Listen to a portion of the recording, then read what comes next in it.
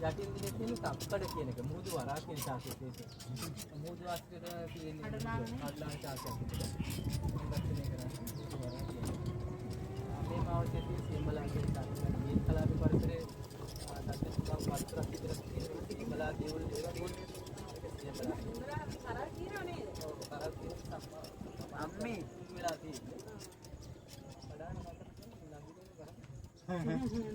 නෑ යා මේක වැට්ටත් නැහැ ඒක තමනක් කියලා කුණු වෙලා තියෙන්නේ මේ වැස්සත් එක්ක කුණු වුණා ඊයවල බලන්න නෑනේ ගන්න ඕනේ මොකද දැන් මේ වෙලා තියෙන සිම්බල ගණන් යන හේතුව තමයි මේ කලා පරිසරේ වර්ෂාව වැඩි වෙන නිසා කාලදාව අඩුයි හැදෙනකොටම වහිනකොට කුණු වෙනවා ඒකට තමයි සිම්බල ඉබල නෑ ගන්න සිම්බල වැඩි තියෙද්දි මේ වහුණාව විපත් කරලා තමයි සිම්බල වැඩි තියෙන්නේ අනුරාධපුර පැත්තේ දැන් මේ පැත්තේ වර්ෂාවක් තියෙන්නේ ඒක සිම්බල පිළියන්නේ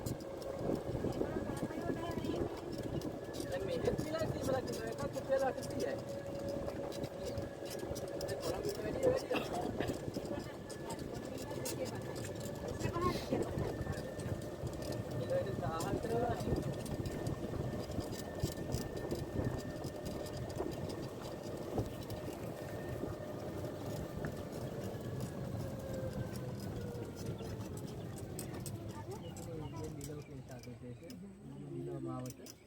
ලංකාවේ දිගම හරිත මාවතින් මේ විලෝ වෙන තමයි මේ මොකද කියන නම් විලෝ ඉන්දියන් විලෝ එක විලෝ කියන දෙකක් තියෙනවා ලංකා විලෝ එක ඉන්දියන් විලෝ එක මේක ඉන්දියන් විලෝ එක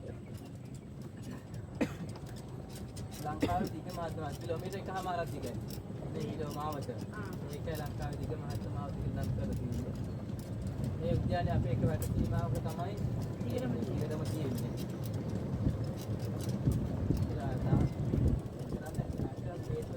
යානි දැන් මේ සිග්නල් එකේ උඩන් අපිට වැඩි. දැන් මේ අපි හම්බන්තොට මේ හරිය බොක්ස් එකේ මේ වටේට තියෙන මොකද මේ පැත්තට තියෙන්නේ. එතකොට මේ උඩන් අමනික උද්‍යාන හරහක් තමයි. ඒ උද්‍යානයේ තියෙන ගස්වලට හානි වෙන නිසා තමයි මේ උඩන් බාධකයක් විදිහට තමයි ආවරණය කරන්නේ. දාන පුරම් එකම ගහ තමයි මේ ලෝකෙට දාන්නේ. ගහ යට ඉඳලාම පොළ තියෙනවනේ. මේ ගස් දෙකක් අතරේ කියන උඩන් පාර මේ ගස් කට්ටිය තමයි අතාරින්නේ. මේ ගස් දෙක තමයි මේක ගහක් තියෙන්නේ.